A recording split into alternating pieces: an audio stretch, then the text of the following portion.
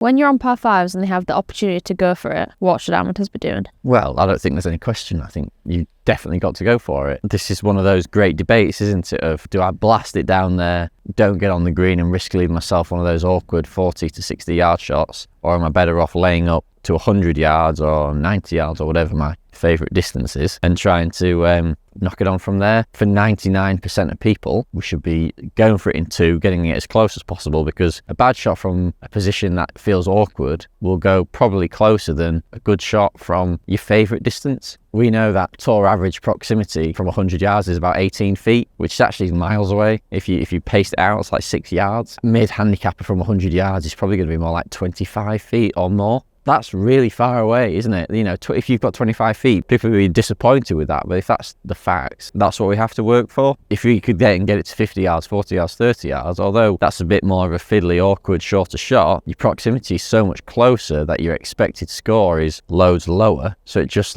doesn't make logical sense to do anything other than blast it at the green, unless there's like a very clear hazard. If you're stood there with a 3-wood at you 200 yards away and there's the green and there's like a lake, that's probably not the right play. If there's bunkers, that's fine. You should go in the bunker as opposed to go to 100 yards. It's only if there's OB, tight or water hazards should we be not going for the green in two. So we've got 210 to the front. It's downhill, but it's into wind quite strong. It's definitely everything you've got. There's no penalty hazards anywhere near. So it's really just smack it straight at the pin. We might not get on the green, but we want to be as close to the green as we possibly can.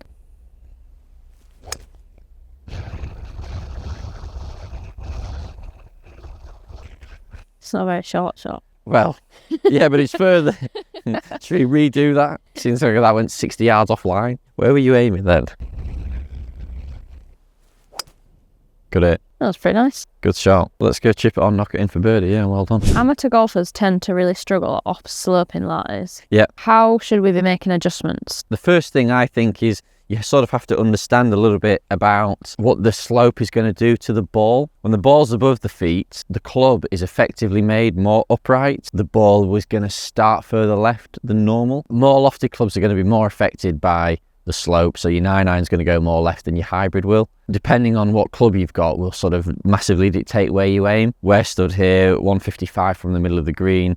I've got a 7-iron in my hand. The ball's above my feet, so it's a 7-iron. It does have a bit of loft, so I do need to aim right to allow for the fact that the ball's going to set off further left. The other things I like to do is I go down the shaft. I think when people stay at the top of the grip, they end up it adjusts their posture too much and they end up making a swing that is more uncommon to what they normally do. So going down the grip, sort of almost to the bottom of the grip, just gets you more in your normal posture and will allow you to make a more of a normal swing. But then the other thing is when the ball's above your feet, generally you're going to swing a bit flatter and a bit more rounded. So that will add to the ball curving left. Right, I think that grip down point is interesting because I wouldn't have thought about that. And I guess you do feel quite like this when the ball's so far above you.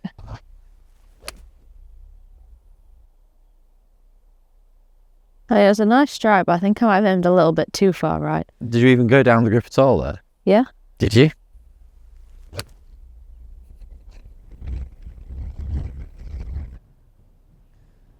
Quality strike. You've sort of not really played ball there, Holden. I know.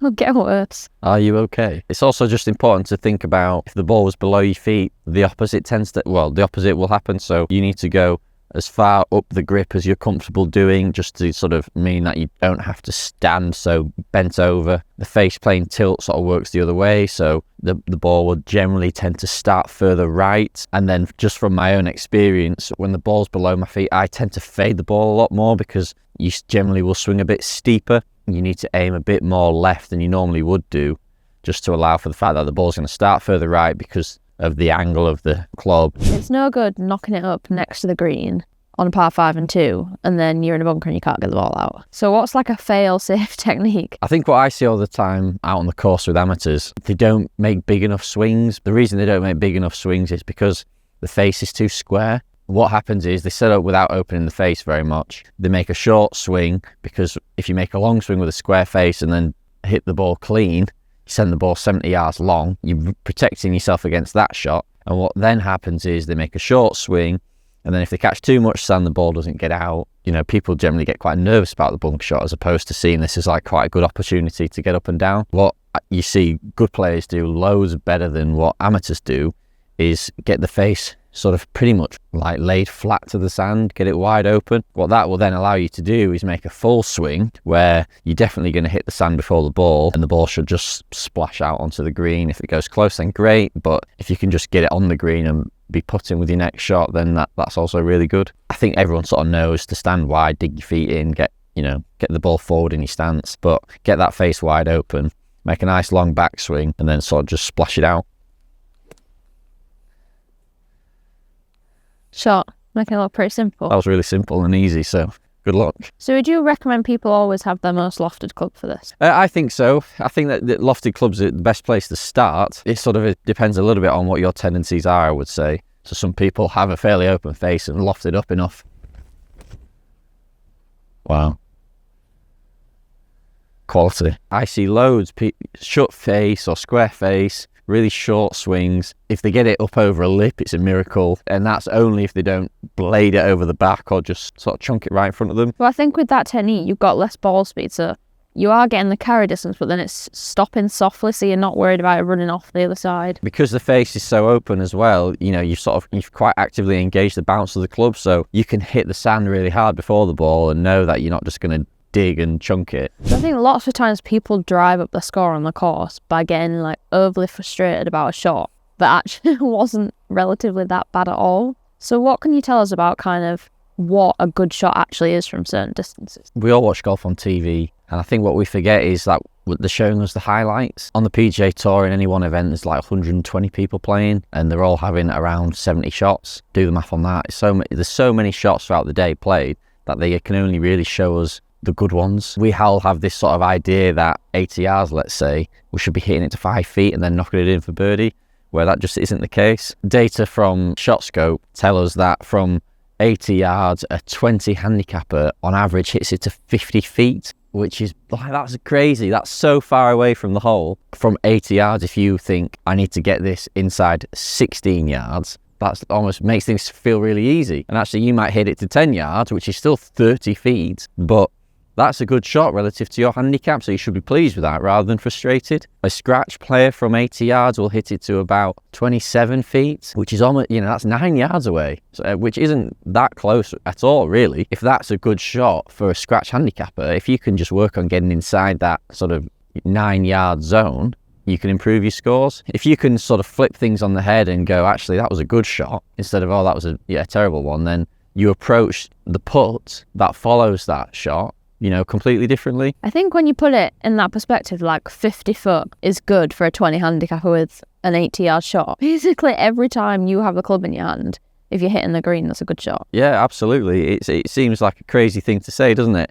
If you can just get the ball on the green, that's a huge win. That's the reality of it. If you can get the ball on the green and 2 putt from 80 yards, you're picking up like half a shot every time you do that on the rest of the 20 handicappers. And I think one of the other things you sort of want to think about is, if I'm going to only hit this to 50 feet, that actually really affects where you aim. If you've got like a front flag, if you think that 50 feet might be long or short, we don't want to be 50 feet short because that's going to mean we're not on the green, we're still chipping. You probably want to then be playing past the pin, knowing that if you can get the ball somewhere in that sort of 50-foot radius, then the ball's going to still be on the green. We've got an 80-yard shot here, but the pin looks like it's only 4 yards on the green. Even as a scratch player, you'd sort of want to be sending this 5 yards beyond at least. You are technically off scratch, so... Watch this then.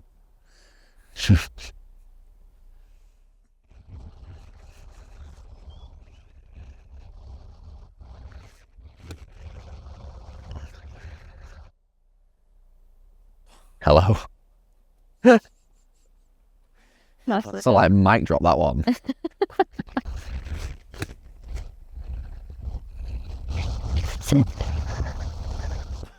Sake. Right, 3-putting.